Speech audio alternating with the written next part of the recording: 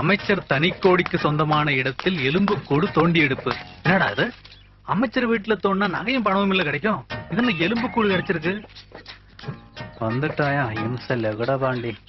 இவன் என்ன இம்சை கொடுக்க போறானோ பாக்குறான். எட்டு பாக்குறான். ஆரம்பிச்சுட்டாயா? ஆரம்பிச்சுட்டா.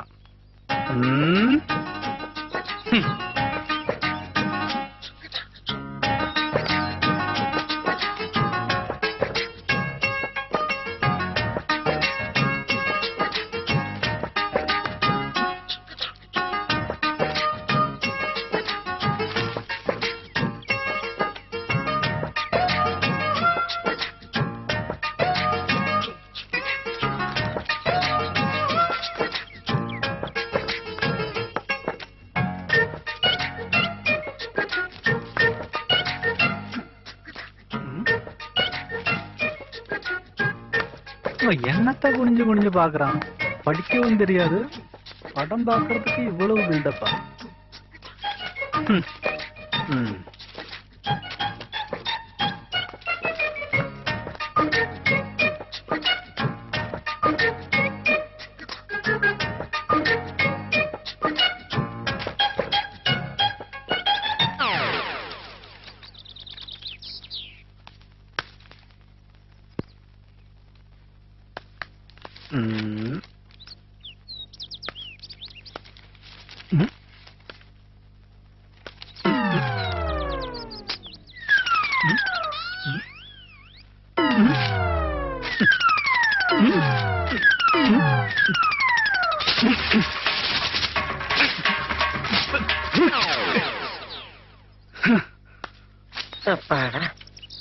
இந்த கள்ள மிட்டாய்க்கு ஒரு பேப்பர் கிடைக்குமான்னு நான் பட்ட பாடு.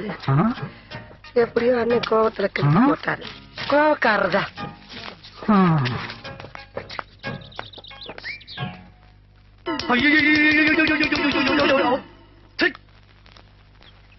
வணக்கம். தலைப்புச் செய்திகள். பொதுப்பணித்துறை அமைச்சர் தனிக்கொடிக்கு சொந்தமான இடத்தில் எலும்புக்கூடு தோண்டி எடுக்கப்பட்டதை அடுத்து பரபரப்பு ஏற்பட்டுள்ளது. சொல்லு, யாராவது கொலை பண்ணி அந்த இடத்துல பழிச்சு வச்சிருக்கியா? இல்ல புறம்போக்கு நேரம் சொல்லி சுடுகாட்டை வளைச்சு போட்டியா? என்ன பார்த்து இப்படி கேட்டீங்க தலைவரே? தயவு செஞ்சு அந்த இடத்த சுடுகாடுன்னு சொல்லாதீங்க. என்னோட 2வது பொண்டாட்டிக்காக ஆசையா வாங்கி போட்டேன்.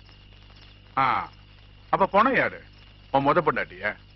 என் மேலேயே சந்தேகப்படுறீங்களா? நியாயமா தலைவரே? இது எதிர்கட்சிக்காரரோட சரியா இருக்கும்போது சந்தேகப்படுறேன். இத மேடால பேசு, என்கிட்ட உண்மையை பேசு. யோ, எதிர்கட்சிக்காரன் அசம்பிளியில ஒண்ணு மட்டும் இல்லையா, என்னையும் சேர்த்துக்கிடு. என்ன எந்த பாவியோ இப்படி ஒரு காரியத்தை பண்ணி என்ன சிக்கல மாட்டி விட்டான். இதுக்கு நான் என்ன பண்ண முடியும் தலைவரே? டிசைன் பண்ணு. புரியல? மந்திரி பதவியை ராஜினாமா பண்ணுன்னு சொல்றேன். நீ மந்திரியா இருந்து என்னத்தையா கேச்ச? கட்சிக்கும் பிரயோஜனம் இல்ல, மக்களுக்கும் பிரயோஜனம் இல்ல. அவசரப்படாதீங்க தலைவரே. அந்த எலும்பு கூடு யாருது, கொலையா, ஆனா பெண்ணா, எல்லாத்தையும் நானே கண்டுபிடிக்கிறேன். எது? நீ கண்டுபிடிக்க போறியா? நீ என்ன ஜேம்ஸ் பாண்ட் 007 நினைப்பா? போலீஸ் இலக்கா என் கையில இருக்கு, ஞாபகம் இருக்குல்ல? மிஸ்டர் மஜித், சொல்லுங்க சார். நடந்திருக்கிற இன்சிடென்ட்டோட சீரியஸ்னஸ் உங்களுக்கு புரியும் நினைக்கிறேன். I know sir. இது கொஞ்சம் சிக்கலான விஷயம் தான், எனக்கும் நல்லா தெரியும். அதனால தான் இதை உங்க பொறுப்புல ஒப்படைக்கிறேன். அண்ட் ஒன் மோர் திங், எலெக்ஷனுக்கு இன்னும் 1 மாசம் தான் இருக்கு. அதுக்குள்ள இதை நீங்க கிளியர் பண்ணணும். ஓகே? Okay sir.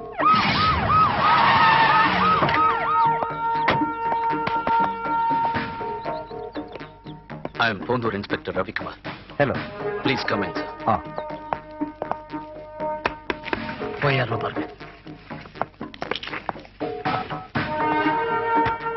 வாங்க சார். எஸ். வாங்க மிஸ்டர் மஜித். ஹலோ. நீங்க தான் இந்த கேஸை டீல் பண்ண போறீங்கன்னு எனக்கு ஐஜி ஆபீஸ்ல இருந்து போன் வந்துச்சு. என்ன டீடைல்ஸ் கேதர் பண்ணிருக்கேன் டாக்டர்? இறந்து போனது ஒரு பொண்ணு. ஏஜ்னு பாத்தீங்கன்னா 18ல இருந்து 20க்குள்ளதான் இருக்கும். இறந்து போய் 2 வருஷத்துக்கு மேல இருக்கும். கொலை செய்யப்பட்டதுக்கான தடயங்கள் ஏதாவது இருக்கா டாக்டர்? போன்ஸ் எல்லாமே டீகம்பஸ் ஆனதுனால அதை பத்தின டீடைல்ஸ் எதுவுமே இப்போதைக்கு கண்டுபிடிக்க முடியல.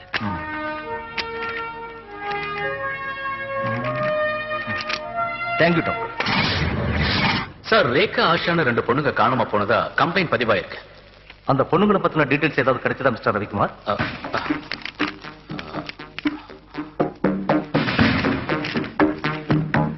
சார், ரேகா, ஆஷா இவங்களை பத்தின எல்லா டீடைல்ஸும் இந்த ஃபைல்ல இருக்கு. எல்லாத்தையும் கொஞ்சம் டீடைலா சொல்லுங்களேன்.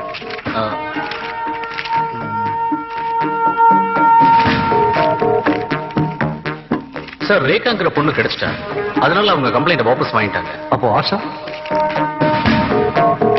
இல்ல சார், ஆஷாவை பத்தி எந்த தகவலும் இல்ல.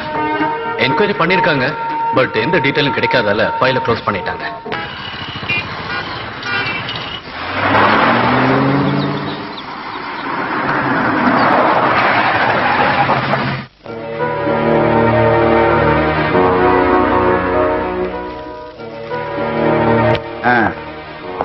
அது சரி, எத்தனை காலத்து தான் ஃபாலோ பண்றது? சரி, நான் அப்புறம் பேசுறேன். சார், நீங்க?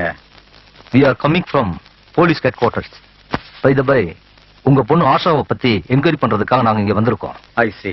அதாவது 2 வருஷத்துக்கு முன்னாடி உங்க பொண்ணு ஆஷா காணாம போனதா போந்தூர் போலீஸ் ஸ்டேஷன்ல கம்ப்ளைண்ட் கொடுத்திருக்கீங்க. ஆமா. ஆஷா இப்ப கிடைச்சிட்டாங்களா? கிடைக்கலையே.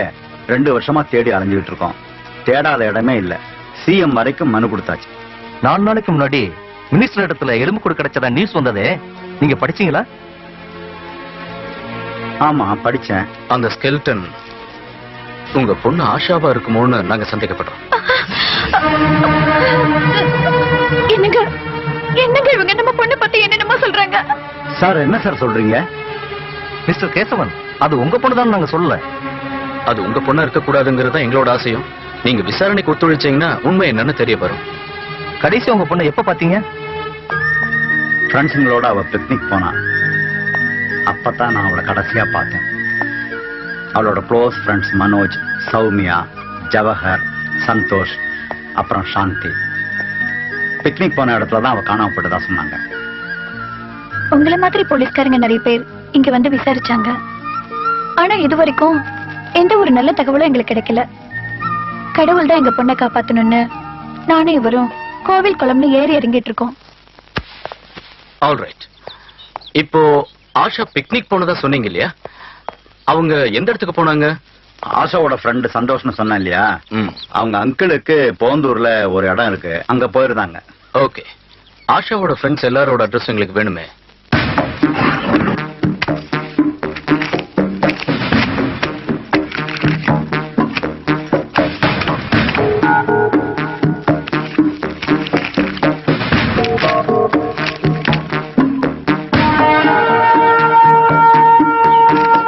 கூடிய சீக்கிரம் ஒரு நல்ல தகவலோட உங்களை வந்து பார்க்கிறோம். Thank you sir. ஓகே.